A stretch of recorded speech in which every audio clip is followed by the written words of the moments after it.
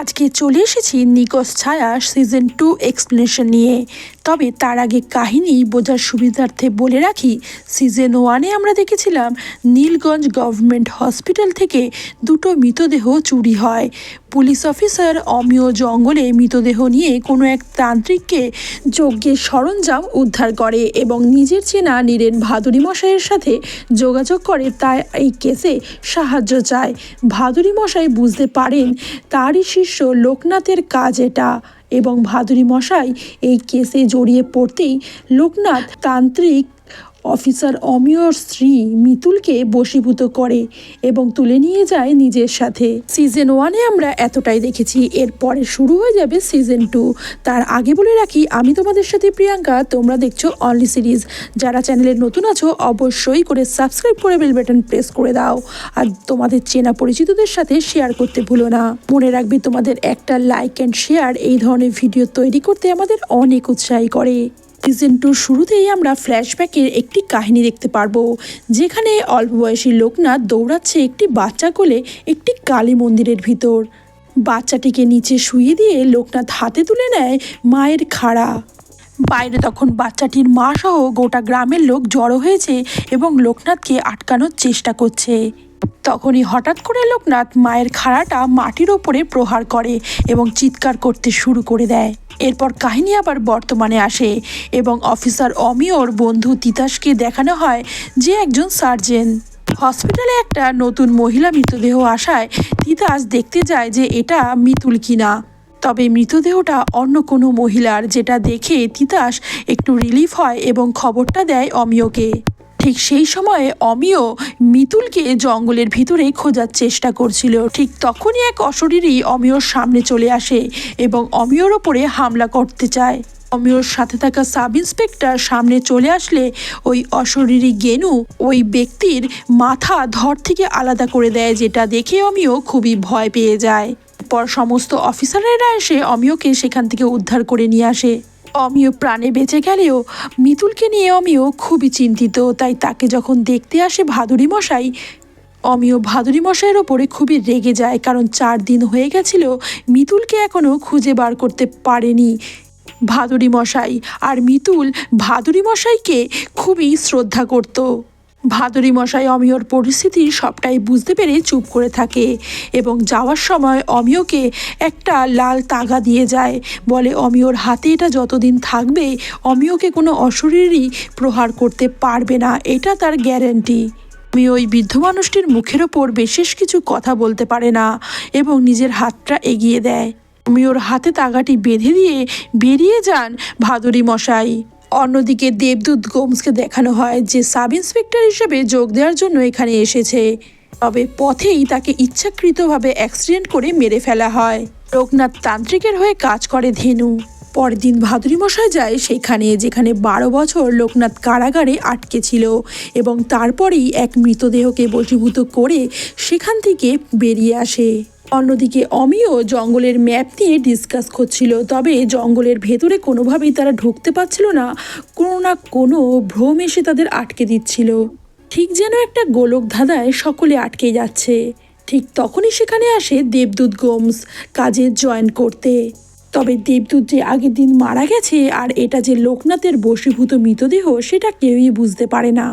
লোকনাথ তান্ত্রিককে দেখানো হয় যে রাতে বসেছে মৃতদেহ নিয়ে যজ্ঞ করতে। রাতে যখন ভাদুরী মশাই নিজের ঘরে ঘুমোচ্ছেন, ঠিক তখনই সেখানে উপস্থিত হয় দুটো শিশুর অশরীরী আত্মা এবং তারা এসে ভাদুরী মশাইকে বলে মিতুল দিদি কোথায় আছে তারা জানে। এদিকে ঘটনা আবার ফ্ল্যাশব্যাকে যায় এবং দেখানো হয় সেদিন লোকনাথকে তার দাদা এসে বাধা দেয় এবং লোকনাথ বারংবার বলে যে আমি কিছুতেই তোমার ছেলেকে মারতে যাইনি, তবে কেউই তার কথায় বিশ্বাস করে না এবং তাকে চরম মারধর করে জলে ভাসিয়ে দেয়। ঘটনা আবার বর্তমানে আসে এবং দেখানো হয় ভাদুরী মশাই ওই দুটো বাচ্চাদের সাথে জঙ্গলে প্রবেশ করেছে। অন্যদিকে অমিয় তার অফিসারদের সাথে জঙ্গলে প্রবেশ করেছে। ঠিক তখনই তাকে একা পেয়ে পেছন থেকে দেবদূত তার ওপরে আক্রমণ করতে যায়, তবে মুহূর্তের মধ্যে সে বুঝে যায় যে তার হাতে যে তাগাটি বাঁধা রয়েছে তার জন্য সে কখনোই তার ক্ষতি করতে পারবে না। এদিকে ভাদুরী মশাই পৌঁছে যায় একটা পুরনো কারখানায় এবং সেখানে ঢুকতেই ভাদুরী মশাই তার দিব্য দৃষ্টিতে দেখতে পায় মিতুলকে সেখানে আটকে রাখা হয়েছে এবং তার কাছাকাছি আসতে চাইছে লোকনাথের মন্ত্রমুগ্ধ গেনু। মিতুল গেনুকে দেখে খুবই ভয় পেয়ে যায় এবং চিৎকার করে ওঠে এবং তার আওয়াজ পেয়ে সেখানে চলে আসে লোকনাথ এবং গেনুকে ধমকে সরিয়ে দেয়, বলে ও আমার নৈবেদ্য, ওর গায়ে তুই হাত দিবি না, এই বলে গেনুকে প্রহার করতে শুরু করে। নিজের দিব্য দৃষ্টিতে ভাদুরী মশাই সবটাই দেখতে পায়। ঠিক তখনই সেখানে অমিয় চলে আসে এবং ভাদুরী মশাইকে দেখে দেবদূত লুকিয়ে পড়ে।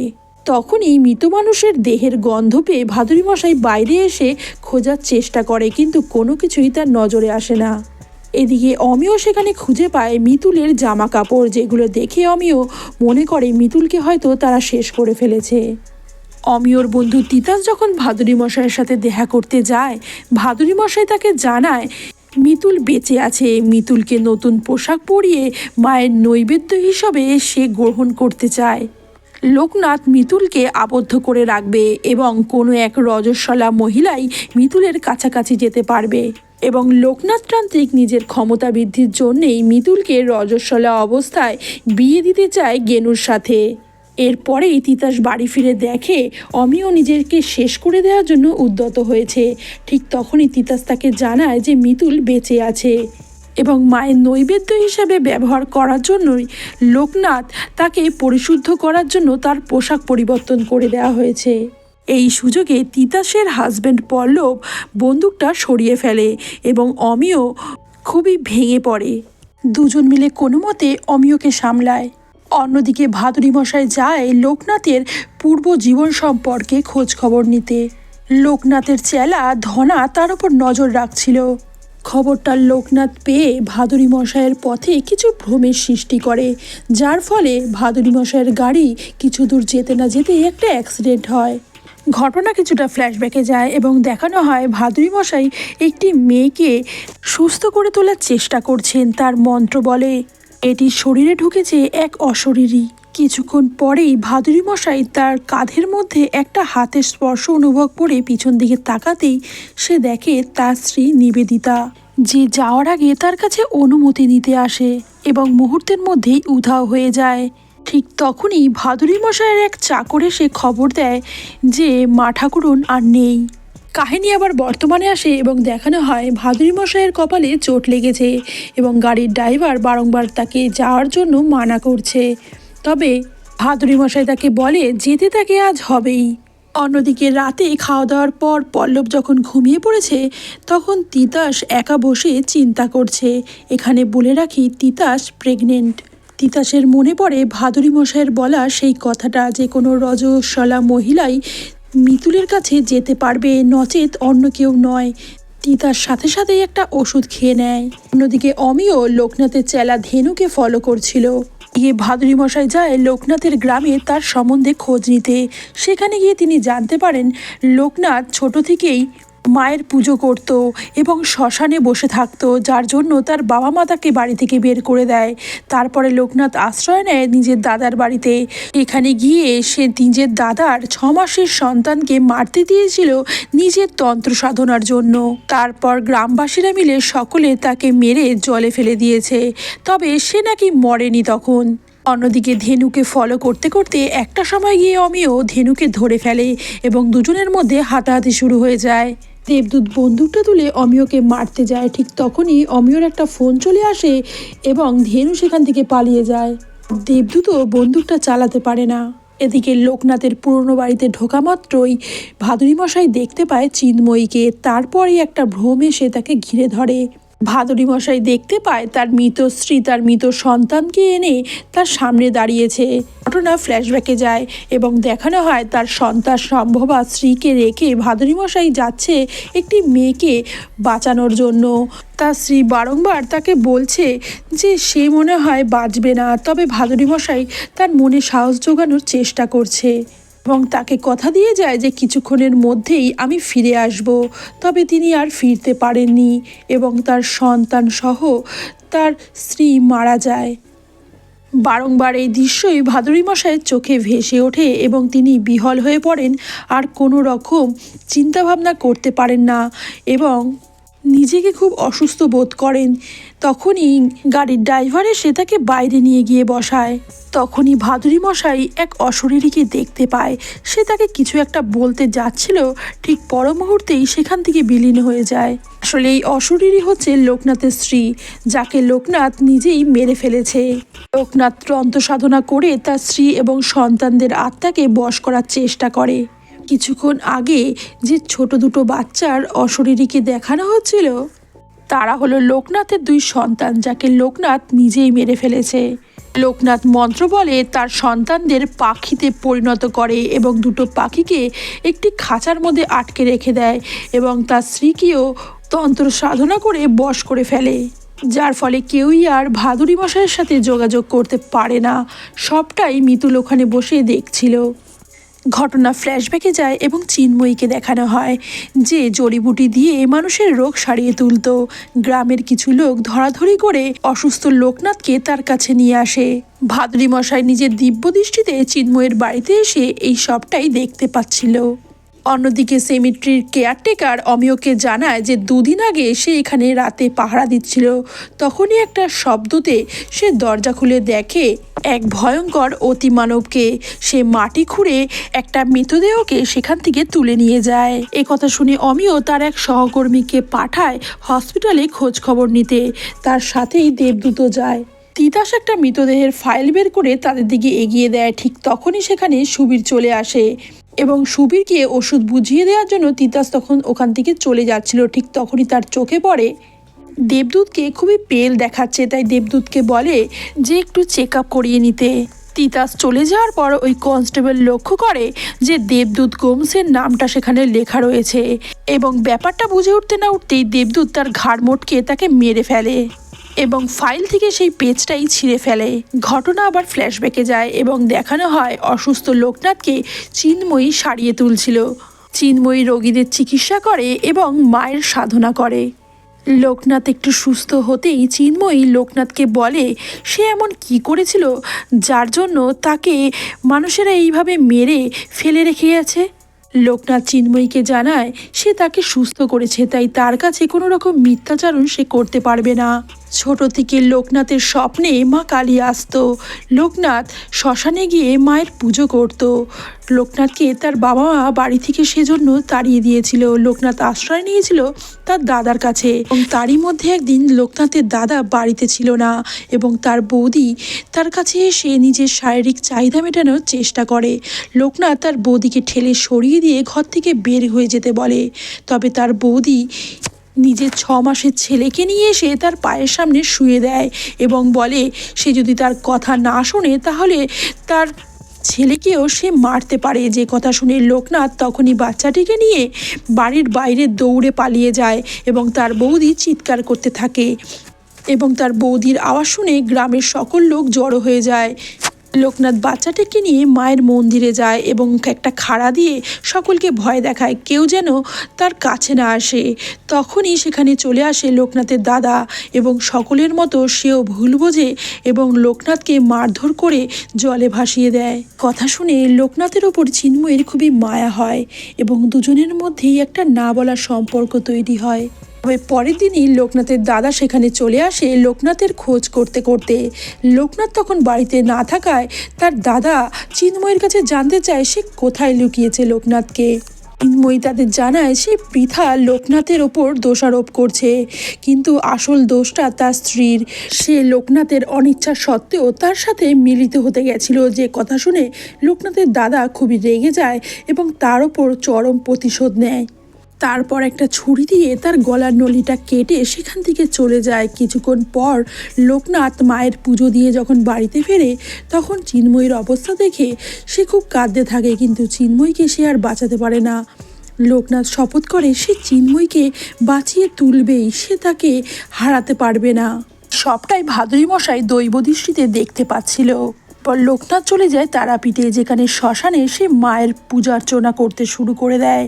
তবে মায়ের ধ্যানে মগ্ন থাকাকালীন রোজই মা সেখানে আসতেন। অন্যান্য সাধুরা সেটা বুঝতে পারলেও লোকনাথের ধ্যান ভাঙত না, যার ফলে এক সাধু একদিন লোকনাথকে বলে যে নীরেন ভাদুড়ির শিষ্য হতে, সেই পারবে তাকে তন্ত্র সাধনায় শিক্ষা দিতে। এরপরেই লোকনাথ যায় ভাদুড়ি মশাইয়ের কাছে এবং সেখানে গিয়ে তার মানা করা সত্ত্বেও 15 দিন দরজার বাইরে দাঁড়িয়ে থাকে। অবশেষে ভাদুড়ি মশাই তাকে নিজের শিষ্য হিসেবে গ্রহণ করে। এদিকে কনস্টেবলের মৃত্যুতে দেবদূতকে অমিয় খুবই বকাঝকা করছিল। তবে দেবদূত বলে সে 1 মিনিটের জন্য বাথরুমে গেছিল, তখনই কেউ একটা তাকে মেরে ফেলেছে, তবে এটা কোনো অশরীরী কাজ। ঠিক তখনই সেখানে পল্লব আসে, বলে আজকে চল আমরা একসাথে লাঞ্চ করি। এ কথা শুনে সকলে সেখান থেকে চলে যায় এবং পল্লব খেয়াল করে দেবদূতের গায়ের থেকে খুব বাজে একটা গন্ধ বেরোচ্ছিল এবং এটা নিয়ে সে অমিয়র সাথে একটু মজাও করে। অন্যদিকে মিতুলকে দেখানো হয় মিতুলের খুব পেট ব্যথা শুরু হয়েছে, অর্থাৎ মিতুল ঋতুবতী হয়েছে। তখনই সেখানে লোকনাথ আসে এবং বলে তুই মায়ের নৈবেদ্যর জন্য তৈরি হয়েছিস, এবং গেনুকে ধমক দিয়ে বলে মায়ের নৈবেদ্যর কাছাকাছি সে যাতে না আসে। পর বেরোনোর সময় লোকনাথ দরজার মধ্যে মায়াবী একটা জাল তৈরি করে দিয়ে চলে যায়। লোকনাথ যজ্ঞে বসে, সেই সুযোগে মিতুল ওই পাখি দুটোকে খাঁচা থেকে খুলে বের করে দেয়, বলে ভাদুড়ি মশাইয়ের কাছে যেতে। তবে পাখি দুটো কিছুতেই উঠতে পারছিল না, কারণ ওখানে মায়াবী একটা জাল তৈরি করে রেখে গেছিল। তখনই মিতুলের মনে পড়ে যায় যে এখানে এই ভস্য দিয়েই সে সবাইকে লোকনাথ বশ করে রাখে। তখন সেটা সে দরজার মধ্যে ছিটিয়ে দিলে ওই জাল কেটে যায় এবং পাখিগুলো উঠতে পারে। পাখিগুলো উড়ে চলে যায় ভাদুড়ি মশাইয়ের কাছে। ভাদুড়ি মশাই একটি যজ্ঞে বসতে যাচ্ছিলেন, ঠিক তখনই পাখি দুটো এসে জানলার সামনে ঠক ঠক করায় ভাদুড়ি মশাই জানলাটা খুলে দিলে পাখি দুটি ঘরে ঢুকে পড়ে। এরপর ভাদুড়ি মশাই তাদের উপর মন্ত্রপুত জল ছিটিয়ে দিলে তারা রূপান্তরিত হয়ে যায় সেই অশরীরী দুটো শিশুতে। তারা ভাদুড়ি মশাইকে কিছু একটা বলতে যাচ্ছিল, ঠিক তখনই কানাই এসে জানায় যে তিতাস এসেছে, তার খুব একটা জরুরি কথা বলার আছে ভাদুড়ি মশাইকে। তারপর ভাদুড়ি মশাই পিছন ঘুরতে দেখে ওই শিশু দুটোর আত্মা আর সেখানে নেই এবং তিতাস এসে ভাদুড়ি মশাইকে জানায় যে তার পিরিয়ড স্টার্ট হয়েছে, সে ওষুধ খেয়ে ফেলেছে। যেটা শুনে ভাদুড়ি মশাই তার উপর খুব রাগ করে এবং বলে তোমার কাছে আমি এটা আশা করিনি। পরক্ষণে ভাদুড়ি মশাই বলে যে আমি জানি যে তুমি মিতুলের ভালোর জন্যই করেছো, কিন্তু তোমরা দুজনেই আমার কাছে প্রিয়, তাই মিতুলকে বাঁচাতে আমি তোমাকে কখনোই সেখানে পাঠাতে পারবো না, আমি একাই মিতুলকে বাঁচিয়ে নিয়ে আসবো। অন্যদিকে লোকনাথ বুঝতে পেরে যায় যে পাখি দুটো সেখান থেকে পালিয়েছে, যেটা দেখে সে খুবই রেগে যায় এবং বলে তবে তুই মায়ের নৈবেদ্য, তাই তোর ওপরে আমি কোনো রাগ দেখাবো না এবং ওদের আমি আবার এখানে নিয়ে আসবো। অন্যদিকে তিতাস যখন বাড়িতে ফিরছে সে দেখে গাড়ির পেছনে ওই 2 শিশুর আত্মা বসে আছে, যেটা দেখে তিতাস খুব ভয় পেয়ে যায়। তবে বাচ্চা দুটি তাকে বলে মিতুল দিদি কোথায় আছে তারা জানে। অন্যদিকে অমিও ধনার খোঁজ পেয়ে আবার তাকে ফলো করতে শুরু করে এবং ধনাকে একসময় সে ধরে ফেলে এবং দুজনের মধ্যে হাতাহাতি শুরু হয়ে যায় এবং এরই মধ্যে অমিয়র হাত থেকে খুলে সেই তাগাটাও নিচে পড়ে যায় এবং দেবদূত গুলি করলে ধনা সেখানেই মারা যায়। তবে দেবদূত আরেকটা গুলি চালাতে যাচ্ছিল অমিয়র ওপর, সেখানেই অমিয়র টিমও সেখানে চলে আসে এবং দেবদূত আর গুলিটা চালাতে পারে না। অন্যদিকে ভাদুড়ি মশাই যখন ধ্যানে বসেছিলেন তাকে দেখা দেয় চিন্ময়ীর আত্মা। ভাদুড়ি মশাই তার কাছে জানতে চায় যে লোকনাথ তাকে কোথায় লুকিয়ে রেখেছে। চিন্ময়ী জানায় আলাইডিঙি তারামায়ের মন্দিরে। তা শুনে ভাদুড়ি মশাই তার কাছে ক্ষমা চায় যে তাকে এই কাজ করতেই হবে, তাকে যেন সে ক্ষমা করে দেয়। পরে ভাদুড়ি মশাই সাথে সাথে অমিয়কে ফোন করে নিজের বাড়িতে রাখে। অমিয় দেবদূতকে নিয়ে বেরিয়ে পড়ে ভাদুড়ি মশাইয়ের বাড়িতে যাওয়ার জন্য। এদিকে তিতাস ওই বাচ্চাগুলোর সাথে গভীর জঙ্গলের মধ্যে দিয়ে পৌঁছে যায় মিতুলের কাছে। মিতুলকে দেখে তিতাস জড়িয়ে ধরে এবং তাকে নিয়ে যাওয়ার জন্য চেষ্টা করে, তবে মিতুলের পাটা শক্ত করে বাঁধা ছিল, তারা দুজনে কেউই সেটা খুলতে পারে না। ঠিক তখনই একটা দুর্গন্ধ তারা অনুভব করে এবং মিতুল বলে গেনু আসছে, গেনু আসলে মিতুলের কোনো ক্ষতি সে করবে না, কারণ মিতুল মায়ের নৈবেদ্য, কিন্তু তিতাসের অনেক ক্ষতি সে করে দিতে পারে, তাই তিতাসকে সাথে সাথেই সেখান থেকে বেরিয়ে যেতে বলে। তিতাস আর কি করবে কিছু বুঝতে না পেরে সেখান থেকে বেরিয়ে যায়। তবে পথেই সে গেনুকে দেখতে পায়। গেনুও তিতাসকে দেখে তার পিছু নেয়। ঠিক তখনই সেখানে সুবীর চলে আসে এবং গেনুর গলায় একটা অস্ত্র ঢুকিয়ে দেয় এবং তিতাসকে বলে সেখান থেকে সে যাতে পালিয়ে যায়, সে গেনুকে আটকানোর চেষ্টা করবে। গেনু সুবীরকেও মেরে ফেলে এবং যেটা দেখে তিতাস সেখান থেকে পালিয়ে যায়। কিছুক্ষণ পরে গেনু তিতাসকে খুঁজতে থাকে কিন্তু কোথাও আর তাকে দেখতে পায় না। এদিকে অনেকক্ষণ ধরে তিতাসকে ফোনে না পেয়ে পল্লব যায় হসপিটালে তিতাসের খবর নেওয়ার জন্য। সেখানে গিয়ে তার নজরে পড়ে দেবদূতের আই কার্ডের ওপর এবং জানতে চায় যে এগুলো কি। তখন ওখানে থাকা সিস্টার জানায় গত সপ্তাহে যারা মারা গেছিল তাদের একটা ডিটেলস চেয়েছে অফিসার, তাই সেগুলো কালেক্ট করা হচ্ছে। ছবিটা দেখে পল্লবের মনে পড়ে যায় সেদিন দেবদূতকে সে থানায় দেখেছিল, তাই সাথে সাথে সে অমিয়কে কল করে। তবে অমিয় কলটা রিসিভ না করায় পল্লব ভাদুরী মশাইকে সবটা জানায়। ঠিক তখনই সেখানে তিতাস চলে আসে এবং খুব কাঁদতে থাকে। এদিকে ভাদুরী মশাইয়ের বাড়িতে যাওয়ার আগেই রাস্তায় গাড়িটা খারাপ হয়েছে বলে দেবদূত গাড়িটা রাস্তায় দাঁড় করায় এবং নিজেও গায়েব হয়ে যায়। অমিয় গাড়ি থেকে নেমে চেক করতে গেলে পেছন থেকে এসে দেবদূত তার গলাটা চেপে ধরে। দুজনের মধ্যে হাতাহাতি হয় এবং অমিয় একটা গুলি করলে দেবদূতের কিছুই হয় না। ঠিক তখনই সেখানে ভাদুরী মশাই চলে আসে এবং মন্ত্রপুত জল ছিটিয়ে দেয় দেবদূতের ওপর। মুহূর্তের মধ্যেই তার দেহ থেকে বেরিয়ে যায় এক অশরীরী। ভাদুরী মশাইকে দেখে অমিয় খুবই অবাক হয়ে যায়। ভাদুরী মশাই বলে, ঠিক টাইমে পল্লব আমাকে খবরটা দিয়েছিল, তাই আমি আজ আসতে পেরেছি। অন্যদিকে তিতাসকে গেনু এসে একটা শাড়ি দিয়ে যায় এবং বলে আজই তাদের বিয়ে হবে এবং এই শাড়িটা পরে তাকে তৈরি হতে বলে। তিতাস মায়ের কাছে বলে, তোমার যদি এইভাবেই আমাকে মেরে ফেলার ইচ্ছা হয় তাহলে এইভাবেই আমি মরবো। অন্যদিকে অমিয়কে নিয়ে ভাদুরী মশাই পৌঁছায় আলাইডিঙি তারা মায়ের মন্দিরের সামনে এবং সেখানে একটা জায়গায় তারা মাটি খুঁড়তে থাকে। তখনই বেরিয়ে আসে চিন্ময়ীর দেহাবশেষ এবং সেটা নিয়ে তারা চলে যায় লোকনাথের আস্তানায়। এদিকে গেনুর সাথে বিয়ে দেওয়ার জন্য মিতুল আর গেনুকে একসাথে বসায় লোকনাথ। ভাদুরী মশাই অমিয়কে জঙ্গলের বাইরেই দাঁড় করিয়ে যায়, বলে সে একাই ভেতরে যাবে চিন্ময়ীর দেহাবশেষ নিয়ে। ভাদুরী মশাই আবার সেই বাচ্চা দুটোকে দেখতে পায় যারা তাকে পথ দেখিয়ে ভেতরের দিকে নিয়ে যায়। তবে পথে একটা জাল সৃষ্টি করে রেখেছিল লোকনাথ এবং ভাদুরী মশাই তার মন্ত্রপুত জল দিয়ে সেটা ছিঁড়ে ফেলে এবং ভেতরে ঢুকে আসে। ভাদুরী মশাইকে দেখে খুবই অবাক হয়ে যায় লোকনাথ। ভাদুরী মশাই বলে, তুই ক্ষমতার লোভে এতটাই মত্ত যে তুই লক্ষ্যই করিসনি যে মিতুল আর ঋতুমতি নয়।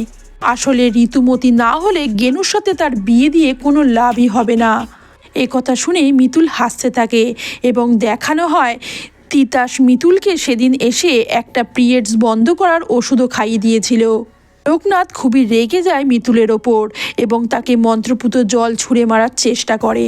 ঠিক তখনই ভাদুরী মশাই চিন্ময়ীর দেহাবশেষ তার সামনে তুলে ধরে, বলে তুই মিতুলকে ছেড়ে দে, না হলে এটা আমি পুড়িয়ে ফেলবো। যে কথা শুনে খুবই ভয় পেয়ে যায় লোকনাথ। তবে ভাদুরী মশাই যজ্ঞের মধ্যেই চিন্ময়ীর দেহাবশেষ ছুঁড়ে দেয় এবং তখনই সেটা আগুনে পুড়ে যায়। অন্যদিকে লোকনাথের মৃত স্ত্রী গেনুকে টেনে নিয়ে আগুনের শয্যায় শুইয়ে দিয়ে আগুন ধরিয়ে দেয় এবং লোকনাথ চিৎকার করে কাঁদতে থাকে চিন্ময়ীর জন্য এবং তাণ্ডব শুরু করে দেয়। ঠিক তখনই তার জিভটা এসে কেটে ফেলে চিন্ময়ীর আত্মা এসে। জিভটা গিয়ে পড়ে যজ্ঞের আগুনে। ভাদুরী মশাই বলে, চিন্ময়ীর মতো পবিত্র মানুষ চায় না যে তোর মুখে চিন্ময়ীর নাম আর আসুক, তাই চিন্ময়ী আজ তোর জিভ কেটে দিয়েছে। এই কথা শুনে লোকনাথ ডুকরে ডুকরে কাঁদতে শুরু করে দেয়। এরপর মিতুলকে সেখান থেকে ভাদুরী মশাই নিয়ে যায় জঙ্গলের বাইরে, যেখানে অমিয় তার জন্যে অনেকক্ষণ ধরে অপেক্ষা করছিল। রাত প্রায় শেষ। ভোরের আলোয় মিতুলকে দেখে অমিয় গিয়ে ছুটে মিতুলকে জড়িয়ে ধরে। আর এখানেই শেষ হয় আজকের কাহিনী।